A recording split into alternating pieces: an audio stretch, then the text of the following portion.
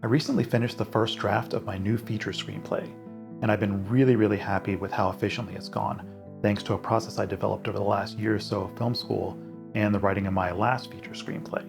So I thought it'd be a good idea to make a video walking through that process, the tools that I'm using, and how they help me get the job done. Not because this is the ultimate workflow that's going to work for everyone, but it may help those of you who are looking for ideas on developing your own writing process.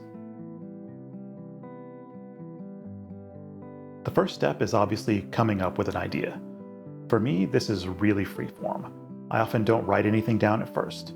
I prefer to let things percolate in my brain until they're ready. This could take many years, but if an idea is good, it'll stick around without me even having to try. In some cases, I will write something down. For example, if I have a really clever title or a gimmick that I know is nowhere near ready to even start mulling over in my brain. Speaking of titles, that is really a key waypoint for me during the ideation process. It encapsulates the concept and often the genre and serves as a nucleation point around which the story can germinate. If I come up with an idea but I can't think of a title, that project is as good as dead. But a good title can have all the material around it grow and change for years, as I said, until it's ripe for some deliberate development. This is usually triggered by some sort of epiphany that gives me a vision of a through line that works for the concept. For example, on Timepiece, it was figuring out what would motivate the kind of obsession that the main character would have to build the time machine. This would be when I bust out my first tool, Apple Notes. The main reasons are that it's simple and it automatically syncs across all my devices, so there's close to zero friction between my brain and the document.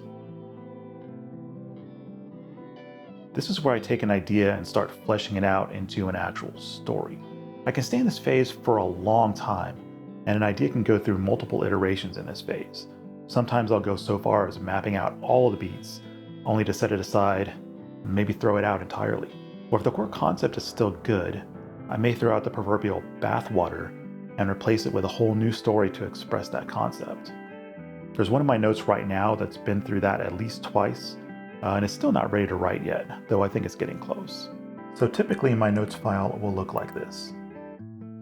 The title of the film as the title of the note, sometimes with WT in parentheses if I'm unsure about that title still, something approaching a log line or a description of the concept and what kind of film it's going to be, maybe some of the themes I think I'll explore, and then a narrative synopsis. This last section often starts as just a couple of paragraphs sketching out the plot and evolves into a more defined sequence outline. I favor the 8 sequence structure because it helps me to break down the plot into relatively bite-sized chunks that pretty much line up with the 3-act structure that you're probably familiar with, while offering more flexibility.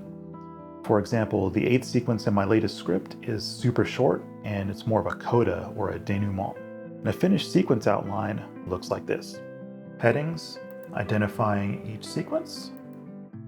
Often I'll include the description to remind me of the structural goal that should be accomplished by each sequence. As alluded to before, this is not a hard and fast rule. It may change depending on the nature of the story. Under each heading will be a paragraph or 2 or 3 describing the action. I put as much detail in here as feels necessary and appropriate without getting bogged down. The idea is to get the story down without bothering with things like dialogue, descriptions, or names.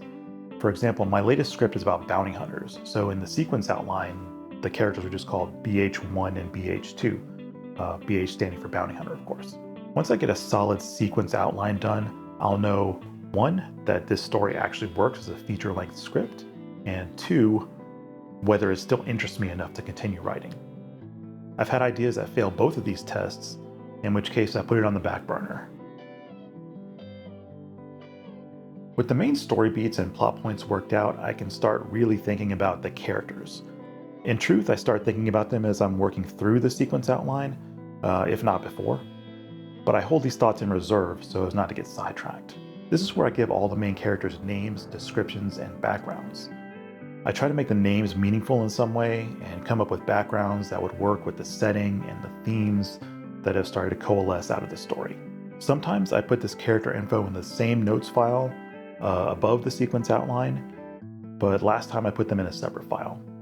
It doesn't matter too much either way because we're about to leave notes and we won't need to come back. I use Scrivener for the bulk of my writing process.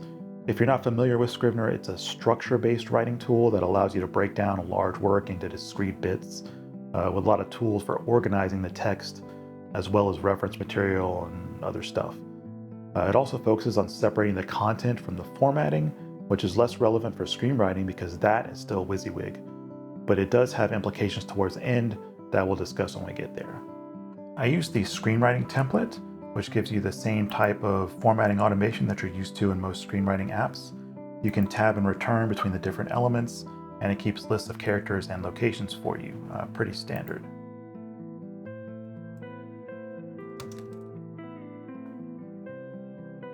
Just expand it out there. The first thing I do is copy the notes from the notes file into this notes folder here inside Scrivener. Just copy that. We'll call this sequence outline. Copy that there. I also create character sheets for the main characters here. I use this template, but I don't bother filling out the details that I haven't already written. Now I get to the next phase, which is the step outline. This is a scene-by-scene outline that consists of scene headings and a small bit of text describing what takes place in each scene.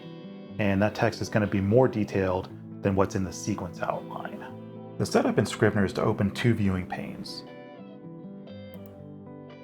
One to show the sequence outline and the other to show the script.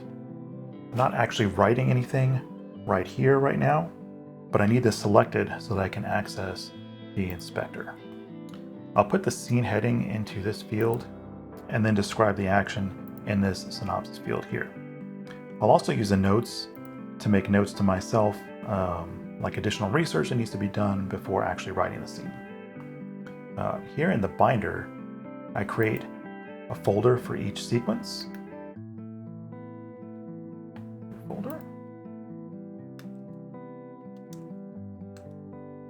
Then I just proceed creating a new document for each scene, even if it's literally just an establishing shot. And that'll be just like new, and so on like that. The advantage of this phase is that I'm pretty much writing the script without having to actually write the script. And because I'm only adding basic details, I can iterate rapidly without creating a lot of downstream work for myself. Once I get to the end of the step outline, and I'm happy with it, it's finally time to start actually writing scenes. I simply start at the beginning and work my way down.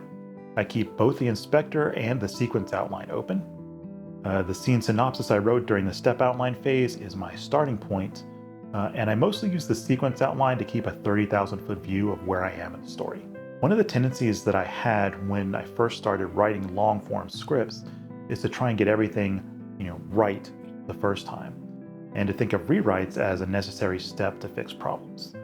This often resulted in paralysis by analysis and prevented timely progress that in turn led to the death of some of those early projects. Now, my whole process is designed to enforce an iterative model, where each phase is not only building on the last, but is an opportunity to make any changes and implement new ideas that come up along the way. So on the one hand, the first draft is just another waypoint, an important one of course, but not the end goal. On the other hand, by the time I even start writing the first draft, I've already gone through the story top to bottom at least twice. So the draft I come up with is in fact a lot more solid and close to finished than it would have been if I just started writing from the initial concept. I'll just quickly demonstrate some of this in Scrivener. Incidentally, the text I'm using for this part of the demo is my very first attempt at a feature from my undergrad days. It's like a Verhoeven-esque sci-fi. It's really bad, and there are some formatting issues, but it serves the purpose for this video. So anyway, I often make changes to the scene headings that I wrote in the step outline. It could be adding more specificity to the location, like giving a name to what was originally a restaurant, or it could be changing the time of day or location completely.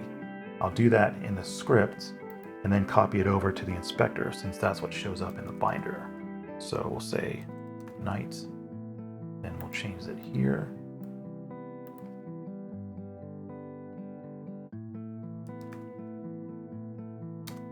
see it changes over here. I often need to add additional scenes because details that emerge when I'm writing the script disrupt the flow that I set up in the step outline. That's as easy as clicking on the scene that I want the new one to follow, and just Command in, and it creates a new document. For completeness, I fill out the synopsis in these new scenes as well.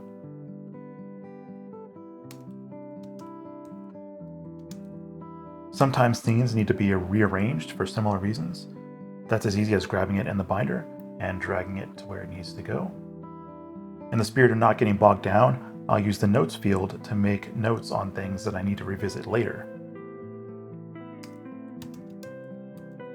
I'll then use the labels down here to mark this as read, and then make sure I have the binder view set up to show labels.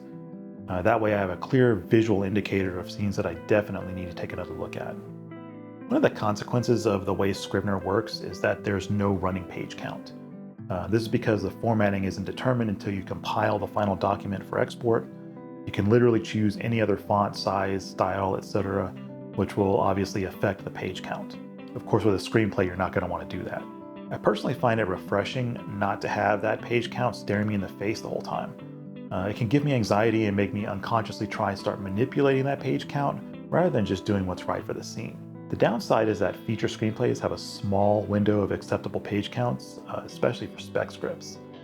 I found that all the work that I've done in the outlining phases tends to mean that I actually do have a story that will naturally fit into that window, but I do like to check periodically, usually at the end of a sequence or when I finish a writing session. To do this, I compile the document. In this window, I choose Compile to PDF, and then make sure all the scenes that I've written, and only those, are checked in this list.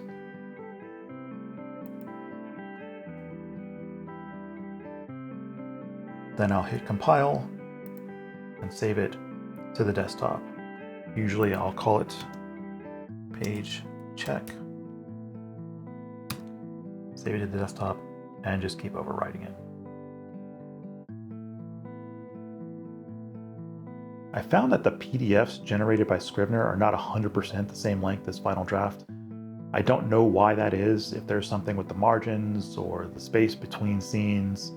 It's good enough for my page checks, but it seems to add up to a whole page or so over the course of a whole feature. Luckily, Scrivener can compile into an FDX file for Final Draft. It can also compile into Fountain if you're using something like Fade In or something else that uses that. So when the draft is done, I compile it for Final Draft. This becomes my mastering step, making sure that the formatting translates correctly and I have an industry-perfect PDF to send out.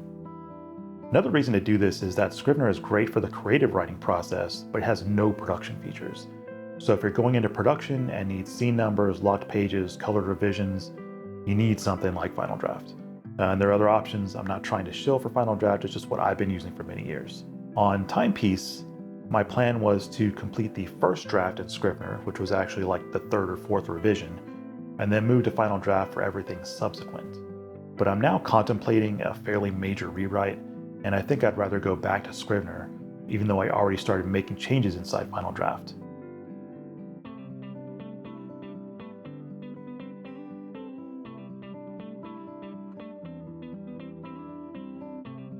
For my latest script, I think I'm going to keep the working version in Scrivener up to the point that it's either sold or we lock a white draft for production. So there you have it, my screenwriting process as of August 2024. Subject to change and revision in the name of continual improvement.